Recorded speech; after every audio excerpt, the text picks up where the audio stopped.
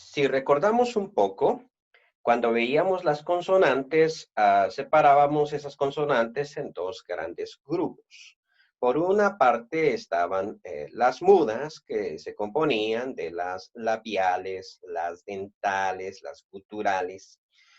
Si recordamos, por ejemplo, la kappa, gamma, gi, beta, pi, etcétera.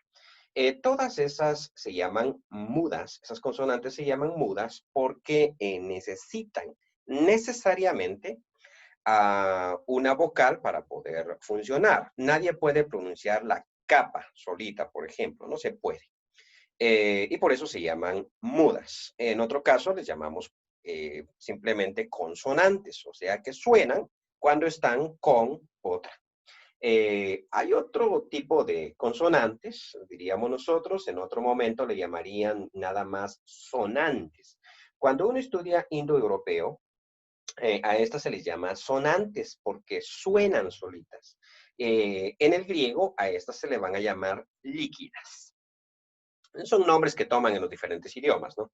Entonces, ¿cuáles son las consonantes líquidas? Pues son las que pueden sonar solitas.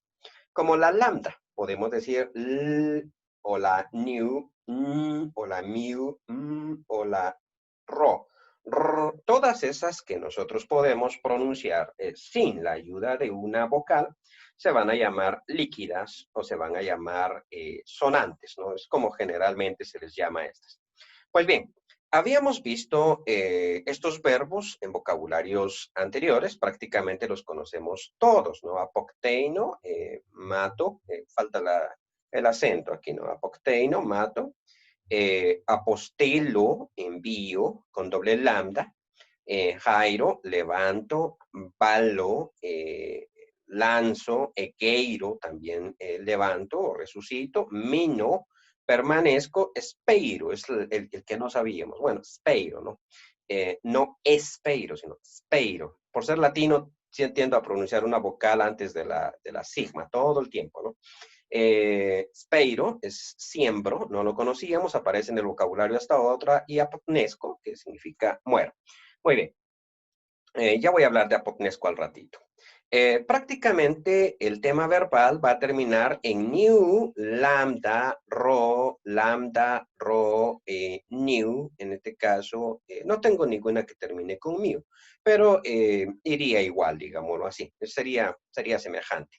Bien, habíamos visto, por ejemplo, que el futuro, vamos a poner aquí un verbo bien conocido, blepo, por ejemplo, este verbo, o mejor dicho, lugo, que va a ser nuestro verbo temático. Ya habíamos estudiado esto. Algunas gramáticas hacen todo junto.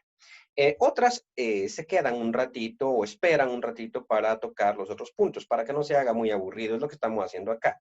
Pudimos haber visto esto, esta lección cuando vimos el futuro de una vez, pero decidimos esperar un poquito para no confundirlo con los verbos contractos. Ya voy a explicar. Resulta que para hacer el futuro, simplemente se le agrega una sigma. Luso es yo desataré. Luo, yo desato. Luso, yo desataré. Eso es bien sencillo. En el caso de que aquí no tengamos nosotros una vocal, sino que tengamos una de estas consonantes mudas, en este caso una labial como ble, como pi, le agregamos la sigma, ya recordamos nosotros que estas dos se fusionan en una sola psi. Y por lo tanto, a futuro decimos blepso, o sea, yo veré, yo miraré. Bien, algo semejante pasa con las líquidas, solo que van a suceder algunos cambios. Ya voy a explicar esto. En primer lugar, no puedo ponerle la sigma, o mejor dicho, sí puedo ponerle esa sigma, solo que la sigma no puede fusionarse con la líquida. Eso no puede suceder, como si sucedía en el caso de blepo. No puedo decir apocneisk o algo así, apocneisco, apocteinso, no puedo hacer eso. Y por lo tanto, la sigma simplemente desaparece. Simplemente desaparece. Y la vocal final se alarga por compensación. Ya voy a explicar de dónde viene la compensación. Y le vamos a poner un acento circunflejo. En primer lugar, o bueno, en segundo lugar, quiero mostrar que este tema verbal no es el tema del verbo, sino es el tema del presente. Cada vez que nosotros miremos un ein, por ejemplo, ei, significa que aquí hubo un tipo de alargamiento y que el tema verbal no era ei, sino era e. Y esto va a pasar en todos los verbos. Entonces, tengo que fijarme en esto y no estar buscando la iota, así como yo aprendí la palabra en el vocabulario. Aunque ya ustedes saben que en el vocabulario número 24 yo agregué estos futuros para que nos vayamos acostumbrando a verlos, ¿no?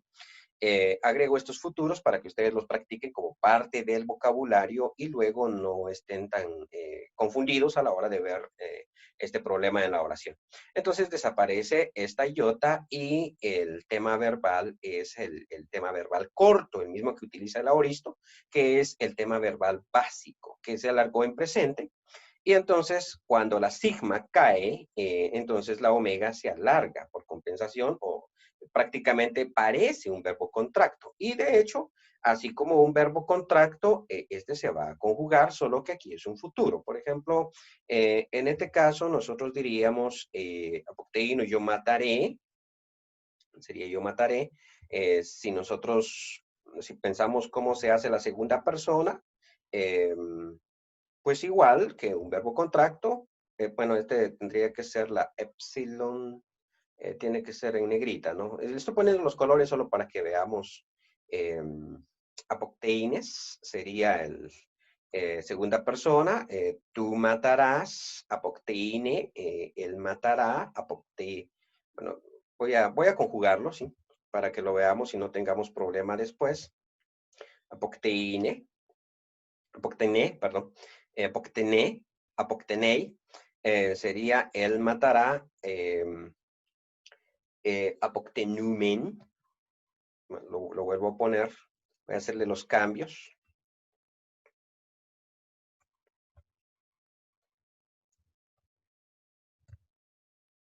Apoctenumen, primera persona plural, utilizo mi misma base.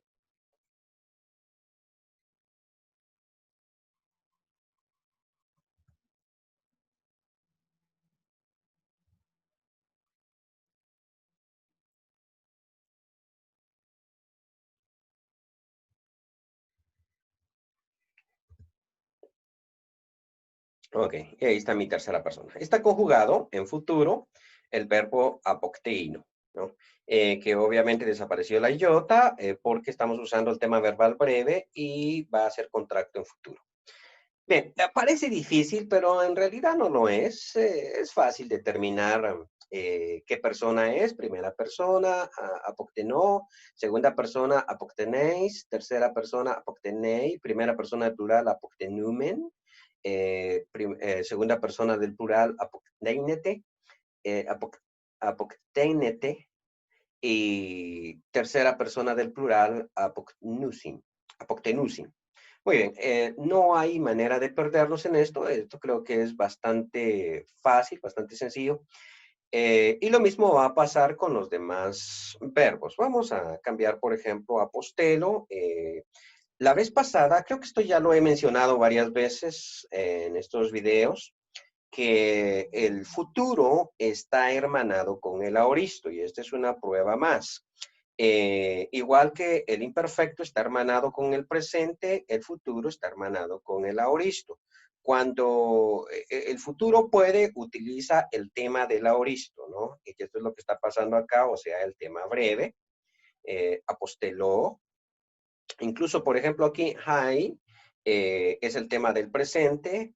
Realmente el tema verbal es a y le ponemos simplemente la omega, haró, yo levantaré, baló, yo lanzaré, quizás de ahí viene la palabra balón, ¿no?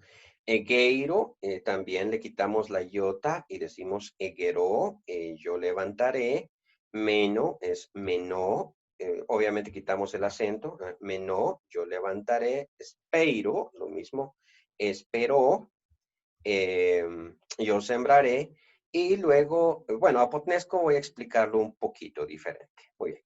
Bueno, aquí prácticamente tenemos nosotros nuestros futuros contractos. Una pregunta que el estudiante de griego siempre hace es, ¿esto no se puede confundir con los verbos contractos de presente? Por ejemplo, si yo tengo el verbo, por decir, jorao, ¿no? Bueno, jorao, ya sabemos que no se dice jorao, sino simplemente se dice joró, así aparece en el Nuevo Testamento. No va a aparecer el verbo jorao. Si yo tengo el verbo jorao, por ejemplo, ¿cómo sé yo cuando estoy ante un presente? Jorao es presente y en cambio aposteló es futuro. Y los aposteló obviamente sin el acento, se me olvidó quitar ese acento. Muy bien. Aposteló es futuro y joró es presente. ¿Cómo sé yo cuándo estoy ante un presente y cuándo estoy ante un futuro? Bien. Hay dos formas de saber eso, pero las dos formas prácticamente vienen de lo mismo. Bueno, no vienen de lo mismo, podría ser. Lo primero es, debo aprenderme o recordar el verbo como yo lo aprendí en el vocabulario. Por ejemplo, digo, jorao. ¿Cómo era en el vocabulario? Bueno, no era joro, era jorao. Y esa terminación ao, eo, u, o va a ser verbo contracto. Si es verbo contracto, esto es un presente, porque los verbos contractos son contractos solamente en presente, no son contractos en futuro. Siempre va a ser en presente, nunca en futuro. De hecho, en el futuro no serían contractos. Por ejemplo, si tengo jorao y luego digo, ¿cómo se forma el futuro de jorao? Pongo su acento una vez más, jorao. ¿Cómo es el futuro de jorao? Simplemente agrego una sigma y ahí formo el futuro. Entonces, siempre que yo vea la contracción, eh, quiere decir que eso es un presente. Muy bien, esta sería la primera forma. Recordar cómo lo vi ¿cómo se llama este? En los vocabularios, o cómo estaba escrito, y obviamente todos estos verbos son famosos como seteo, jorao, agapao, delo. Esa terminación ao, eo, o, siempre va a ser contracto en presente. Una vez que agregamos la sigma del futuro, ya no es contracto. Dicho de otra manera, los verbos contractos jamás son contractos en futuro. Y luego, la segunda forma es examino el verbo. Si antes de la contracción, sea esta cual sea, de la persona que sea, si antes de la contracción yo encuentro una consonante líquida, esto es un futuro. O sea, y ahí tengo que memorizarme cuáles son las líquidas, sí, pero solo son 4, eso es fácil, ¿verdad? Y casi van en orden, lambda, nu, mu y rho. O sea, prácticamente están juntas en el alfabeto como para aprenderme desde la lambda, mu, nu, y luego agrego la rho. Pero si no me logro aprender eso, es recordar que las líquidas son aquellas que suenan solitas, que no necesitan. Entonces, obviamente ahí ya tengo yo la L, M, N y la R, ¿no? En español, que van a ser sus equivalentes en griego. Va a ser fácil realmente. Claro, hay veces que nos podemos confundir, pero recordemos, si hay una líquida antes de la contracción, esto es un futuro. No va a suceder, por ejemplo, bueno, Jorao sí va a tener una líquida. Déjeme ver. Eh, ya no recuerdo dónde tengo. Ok, sí, sí, sí. Jorao va a tener una líquida porque esta es una RO, entonces mi planteamiento a veces no funciona y por eso es que el paso número 1 es el más exacto, o sea, recordar cómo estaba el verbo originalmente. Pero esto de que el verbo contracto vaya a presentar una líquida va a ser muy raro. Generalmente esa regla me va a funcionar de que, por ejemplo, en agapao, vamos a ponerlo aquí, agapao, no se dice agapao en presente, sino se dice agapó. Entonces, antes de la contracción yo tengo una pi.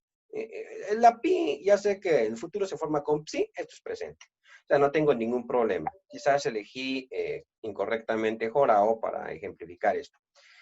Los ejercicios de caracterización van a tener que ver más con distinguir entre el presente y el futuro de un verbo.